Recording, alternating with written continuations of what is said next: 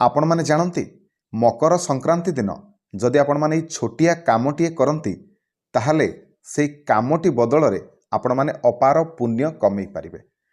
ता सहित ए वीडियो माध्यम रे आसंतु जानिबा मकर संक्रांतिर महत्व। मकर संक्रांति केबे 14 तारिख ना 15 तारिख 2025 मकर संक्रांतिर शुभ मुहूर्त बा पुण्यकाल एवं महापुण्यकालर समय। आमे मकर संक्रांति दिन दान कले अधिक पुण्य मिले एक कथा आमे जानिछन्ते, किंतु केउ समय रे दान कले ताहा आमको शुभ फल दे थाए एटा भी जानिबा दरकार। सेतिपई आसंतु जानिबा ए वीडियो माध्यम रे। नमस्कार, मु मनोज दास, स्वागत आपण मानकु आजिकार ए वीडियो रे। तबे प्रथमे आसंतु जानि नबा 2025 वर्षर ए जो संक्रांतिटी बा मकर संक्रांति केते तारिख रे पडुची। गोटे द्वंद्व अछि 14 तारिख ना 15 तारिख। तबे द्वंद्वटी मु क्लियर कर दोछि आपण मानकर। 14 तारिख दिन मंगलवार आपणकर संक्रांति। आपण माने संक्रांति एही दिन ही मानंतु। तबे सूर्यदेवंकर मकर राशि रे प्रवेश करिवार समय होछि सकाळ 9:03 रे हबो। तेणु सही समय ठारू संक्रांति आरंभ हेउछि। वर्तमान आसंतु जानिबा पुण्यकालर समय एवं महापुण्यकालर समय।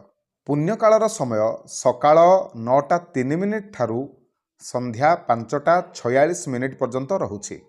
तबे जो पुण्यकालर समय आपण मानक पई 8 घंटा 42 मिनिट पर्यंत रहुछि। एबे आसंतु जानिबा महापुण्यकालर समय सकाळ 9:03 ठारू सकाळ 10:48 पर्यंत रहुछि। महापुण्यकालर समय आपण मानक पई 1 घंटा 45 मिनिट रहिबो। एही समय रे जदि आपण माने स्नान करिवे, दान करिवे किंबा सूर्यदेवंकर पूजन करिवे किंबा जे कोनोसी देवादेवींकर पूजन करिवे ताहा आपण मानक पई शुभकारक साब्यस्त हबो। खास करिकि संक्रांति रे जेतबेले आमे मंदिर दर्शन करिवा पई जानती, आपण माने शिव मंदिर जानतु किंबा जगन्नाथ मंदिर जानतु, जे कोनोसी मंदिर जानतु। जदि मंदिर जाउछन्ती तबे एई समय रे जदि जाईकि आपण माने देवतांकर दर्शन करंती, कृपा लाभ करंती, ताहा आपण मानक पई बहुत शुभ रहिबो। पुण्यकाल एवं महापुण्यकालर जो समय रे जदि आमे जे कोनोसी कर्म करिवा ताहले से फल हमको द्विगुण 4 गुण अधिका मिली थाए। खास करके महापुण्यकालर जो समयटी माने 1 घंटा 45 मिनिट आम हाथ में रहुछि। सकाळ 9:03 ठारू सकाळ 10:48 पर्यंत जो समयटी रहुछि सेही समयटी महापुण्यकालर समय। तेणु एही समय आपण माने एही सब स्नान दान आदि कर्म करंतु। मकर संक्रांतिर महत्व देखंतु। आम हिंदू शास्त्र मानकरे संक्रांतिर गोटे स्वतंत्र मान्यता रही। तेणु सबुठारु बड़ संक्रांति भितर मकर संक्रांति मध्य गोटे।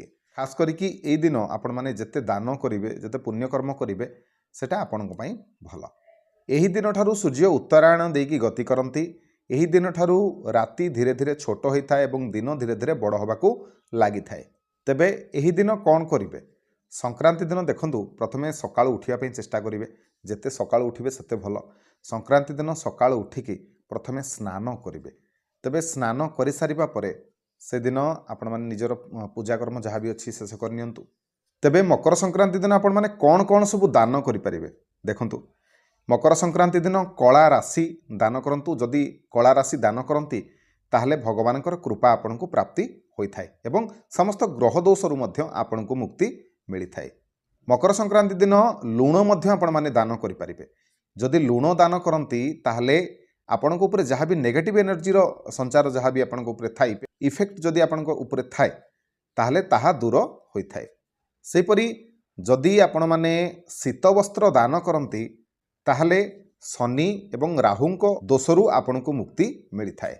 सेपरि जदि शनि को आपण माने तेल अर्पण करंती किंबा तेल जदि काहाकू दान करंती ताहले मध्य आपनकु आपनक जीवन रे भोगुथबा आपण माने कष्टरु आपनकु मुक्ति मिली थाए। जदि आपण माने पशु मानकु किछि खाद्य खाइया पई देबे, घास खाइया पई दियंती ताहले आपनकर सुख एवं सौभाग्य बढ़ी थाए। मकर संक्रांति दिन आपण माने ब्राह्मण मानकु किछि वस्त्र सहित दक्षिणा दान करंती ताहले मध्य आपनकु आयुष एवं समस्त कष्टरु आपण मानकु मुक्ति मिली थाए। तेबे मकर संक्रांति दिन निश्चिंत भाव में आपण माने एई सब नियमर पालन करंतु जहाँकि आपण मानक पई शुभ रहिबो। तेबे आशा करूछि आजिकार ए भिडियोटी आपण मानकु निश्चय भल लागिथो। जदि भिडियो भल लागिथाय तेबे भिडियो को लाइक करिवे, शेयर करिवे, चैनल को सब्सक्राइब करिवे। रहिली जय जगन्नाथ। ओम नमः शिवाय।